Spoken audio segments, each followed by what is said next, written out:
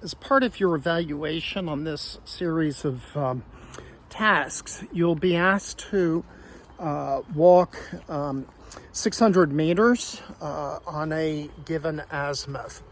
And I'm going to do a quick look at how that works. Right now, I am filming this for instructional purposes, and I'm not complying with CAP policy because I'm very close to home. I don't have my pack on. I don't have hand protection. I do have eye protection. So I'm demonstrating a task, but I'm not showing how we will be doing it in the field. When we are walking an azimuth, we do not walk with our heads down looking at our compass. Instead, we take azimuth bearings. We find a landmark, we walk toward it, keeping track of our pace count, which you should know at this point. And I'll demonstrate a couple of intricacies in this process that will help you pass the evaluation. So I'm standing on the edge of this field, and I've been directed to hike 332 degrees magnetic, not true, magnetic, and for 600 meters, say. I'm only going to do about 70 meters in this video. So the first thing I do is I take a azimuth reading on what 332 degrees magnetic is. If your orienteering compass has one of these mirrors, you can use it like a lensatic compass by putting the mirror at a 45-degree angle like this, sighting along that sight line, just like it was a gun or a pistol, and then aligning the needle with N, or north. And I'm using magnetic north, not true north in this, and the phone is altering it as I take the reading. But when I dial in 332 degrees, there's 332 degrees, and I turn my body so that the needle is on magnetic north, which I can see in the mirror, and look up, what I'm seeing is I want to walk to the right-hand side of this tree right here. Let me get it in clearer focus. You see that that orange tree?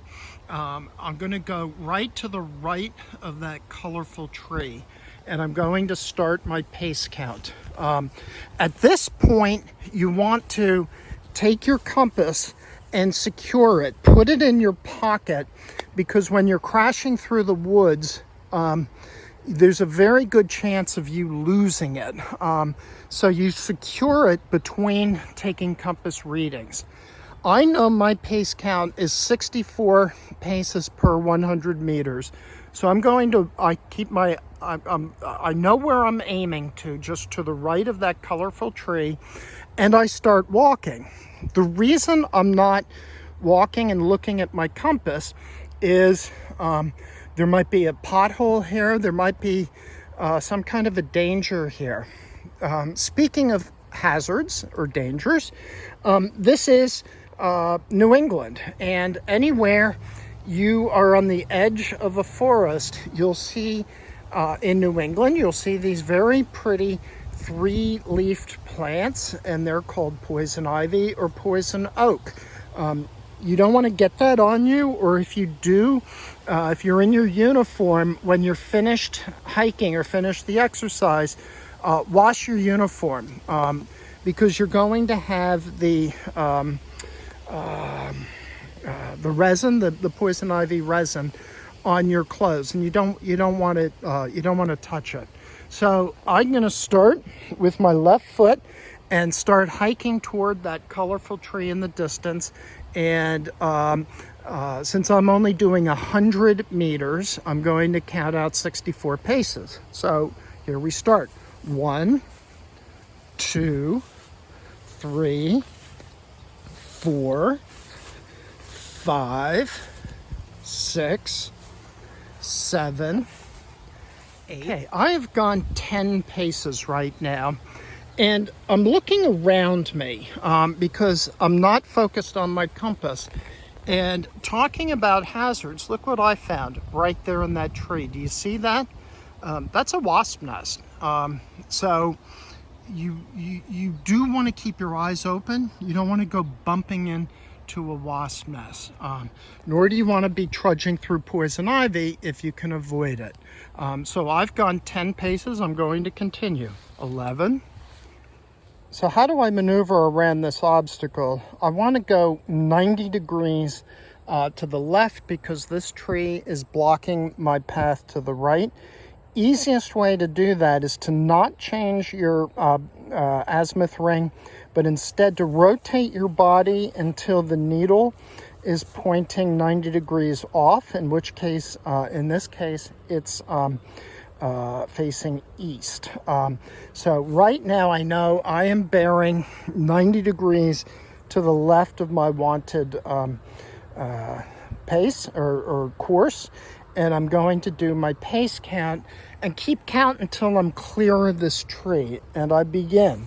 1, 2, 3, 4, 5, 6, 7, 8. Okay, so I've gone 8 paces. I'm clear of the tree. Now I need to get back to my original course. So I rotate my body so that the needle is pointing magnetic north. And I record in my notebook that I've gone 8 paces to the left. So I had 24 paces to the tree. I've gone 8 paces to the left. Now I'm back on my original course, and this time I'm aiming for this little sort of reddish twig tree straight ahead. I took the bearing, and that's my aiming point, and I begin walking back on my original course. 1, 2, 3, 4, 5, 6, 7, 8, 9. Now I've gone 9 paces. I'm now clear of the obstacle. I now need to get back on my original course, and I do it exactly the opposite way that I went off course. So I get the needle, twist my body until the needle now points west. That's now putting me exactly 90 degrees off my original course, and I'm going to walk 8 paces in this direction, thereby subtracting the diversion. So 1, 2, 3, 4, 5, 6, 7, 8. So I stop, I check. It looks like we're right where we were when I diverted. Remember, I walked 9 paces when we were walking around it. So now my total pace count is 33 paces on the original line of travel.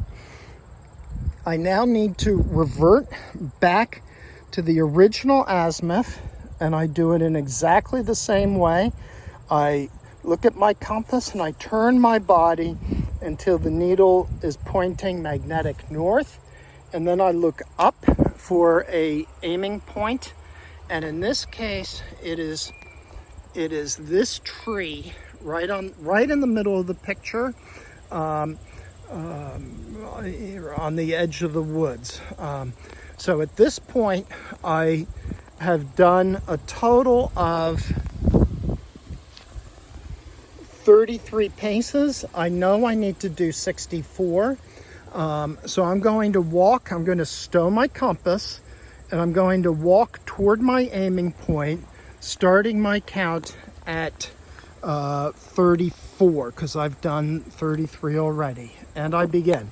1, 2, 3, 4, 5, 6, 7, 8, 9, 10, 11, 12, 13, 14, 16. Okay, I made a mistake here, and instead of starting at 33, I started at 1, so that was a mistake. I should have started at 34 and counted up. Let's say that I have now done my 64 paces. I'm at the end of my my pace count. I am directly, there's the tree, that was my aiming point. I'm directly where I'm supposed to be. I drew my azimuth originally when I was on the other side of that pretty tree. I've walked 100 meters or 64 paces on this line of travel, and this is exactly where I'm supposed to be. On your evaluation, you will want to look around for a object to find. It will be a Clorox bottle with a letter on it.